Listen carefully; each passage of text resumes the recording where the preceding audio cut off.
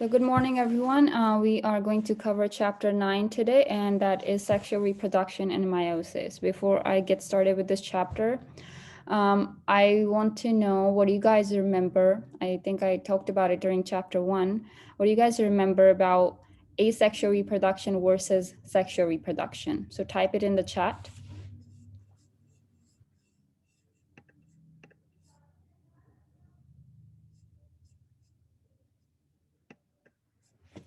So what do you guys remember about sexual versus asexual reproduction? Last chapter was asexual reproduction. Today, chapter 9 is going to be sexual reproduction. It's a short lecture, but there is some heavy content in it.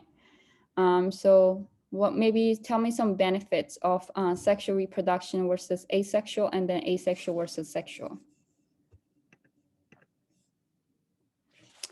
Asexual reproduction produces identical offspring as a single parent. Yes, that is true. So if it produces identical or this exact same genetic material copy for the daughter cell, it's not going to give you any diversity. And like Nancy said, sexual reproduction is going to give you diversity. Asexual reproduction is better in a stable environment. So that is true. Right now we have coronavirus. And if we were reproducing asexually, maybe you decide, I want to reproduce now, something grows out of your neck and then, it just splits. So you reproduce asexually, and now this species has same exact DNA as yours. But if the coronavirus takes over, it's going to kill everybody if everybody has the same exact genome. If you have different genome, then sometimes viruses are not able to impact or infect the person with a different DNA compared to the person maybe who had a different nucleotide sequence in their DNA. So it is going to give you a lot more diversity. There is a population in Norway and they don't get HIV. There is something different about their DNA. They just don't get the infection. So your DNA gives you diversity and it helps you adapt to the environments and fight the infections. So in asexual reproduction, an organism replicates.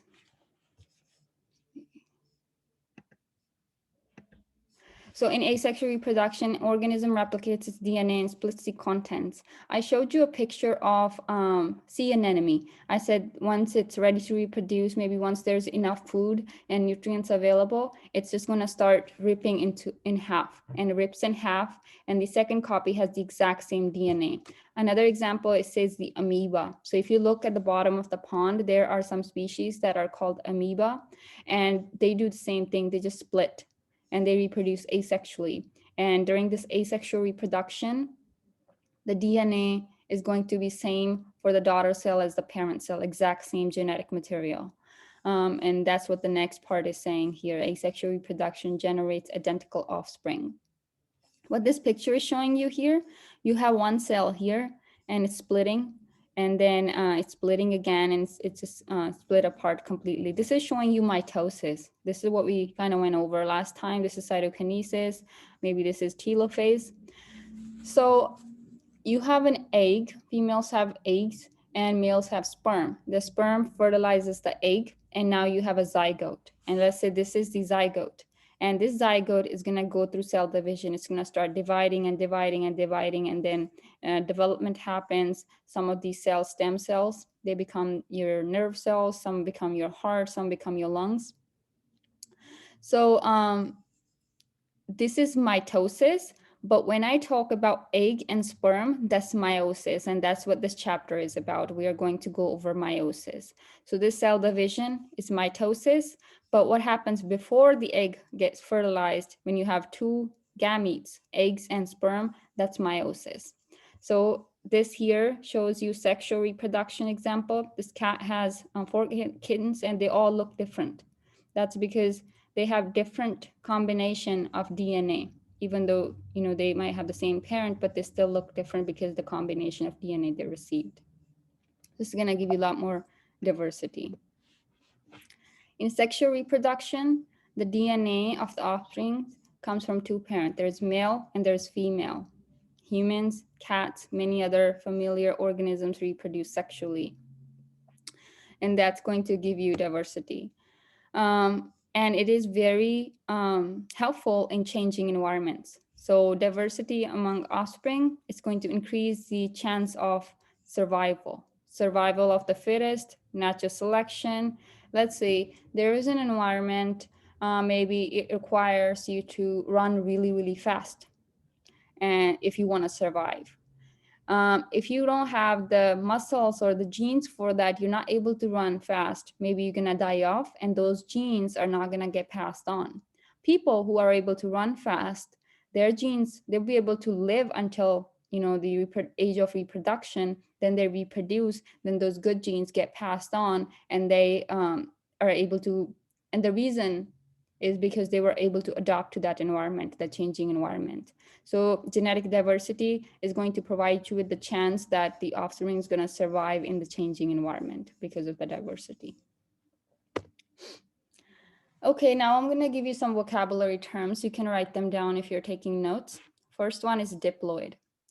So cells with two sets of chromosomes are called diploid. Di means two, ploid means chromosome number. The image here is showing you all the chromosomes from a human diploid cell.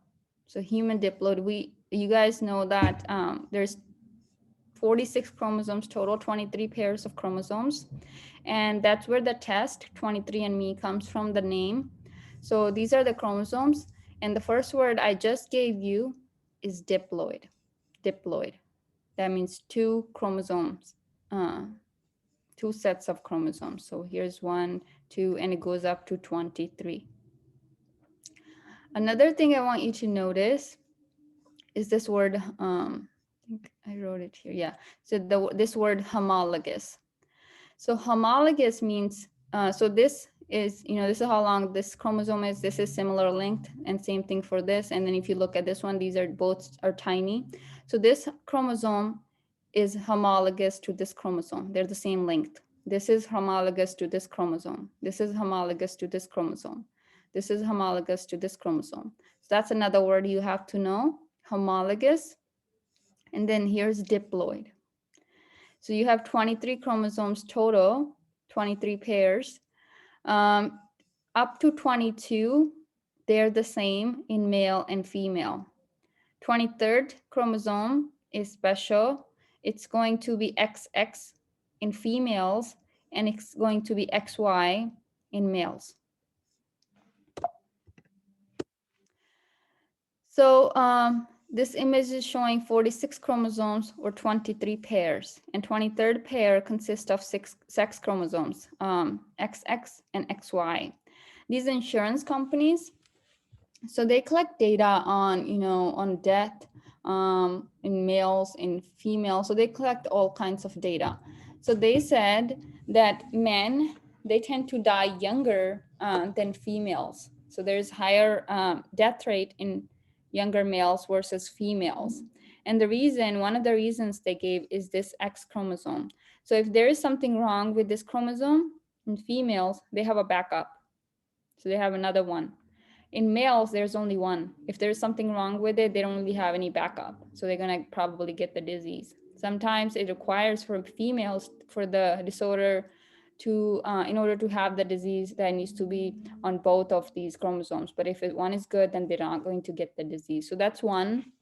Another one they said was the high androgen. So males, they have high testosterone, which causes more risky behaviors, more aggressive behaviors, and that also causes death at early age sometimes. So that's the type of data they collect. And I heard that in the future, there's something called DNA mapping or genome. So they're going to basically require when the child is born to basically have their whole genome, so a copy of their genome. And if there is something wrong with the genome, depending on the number of mutations, they're going to charge you higher amount for the policy.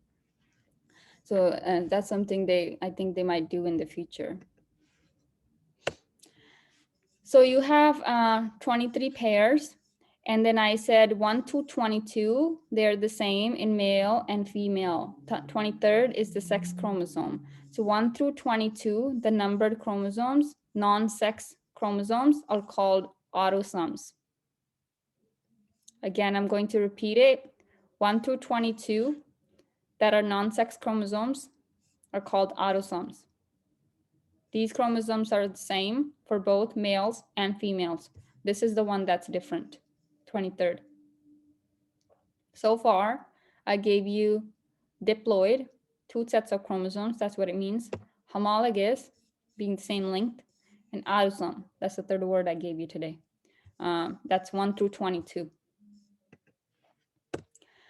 The chromosomes are denoted by letters are the sex chromosomes, so the X and XY. And then I think I already said this, 2 X chromosomes is female, and X and Y chromosome is male. Each chromosome is paired with equally sized chromosome, except for X and Y here. So all of them are homologous except for this one here. So this is what the homologous pair looks like. Do you guys remember I gave you the word allele last time? Do you guys remember what that meant? Allele. Allele is a synonym kind of to gene, to a gene. It has to same thing with gene. So allele is a different version of the gene.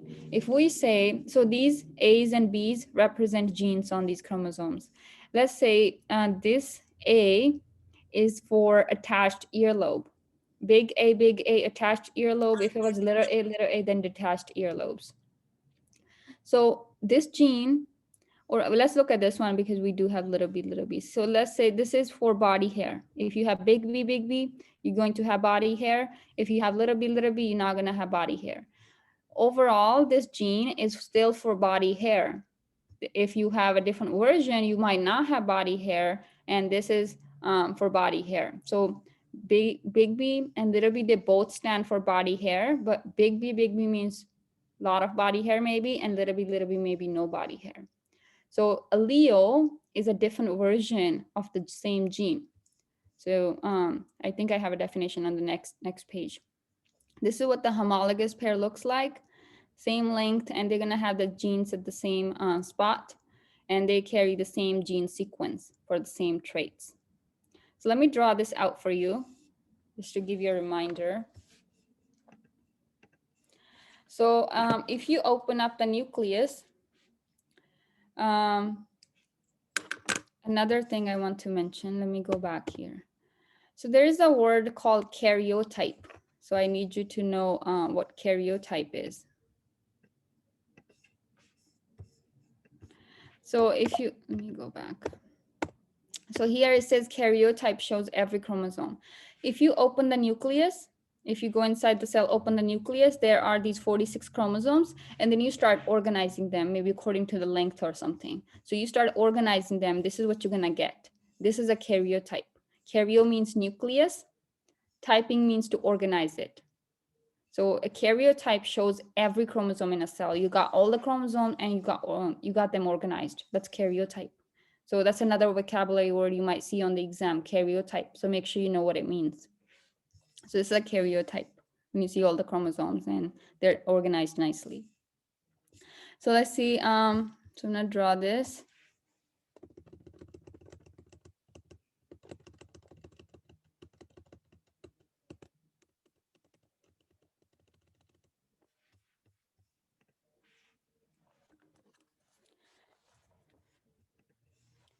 So I'll say here is your cell. Inside you have your nucleus. Inside the nucleus you have your chromosomes. I'm not going to be able to draw all of them.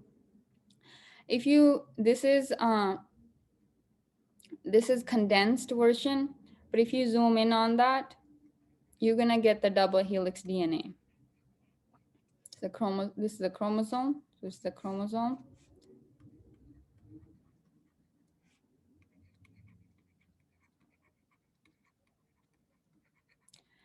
And this chromosome, it can go through replication and cell division. Once that happens, so it divides and goes through replication, then you might get something that looks like, you know, this letter X. This is still a chromosome. This is still a chromosome, even though it's replicated, it's still a chromosome, and it might be attached to something here in the middle. And here, this single leg here, this is sister chromatid. This is sister chromatid.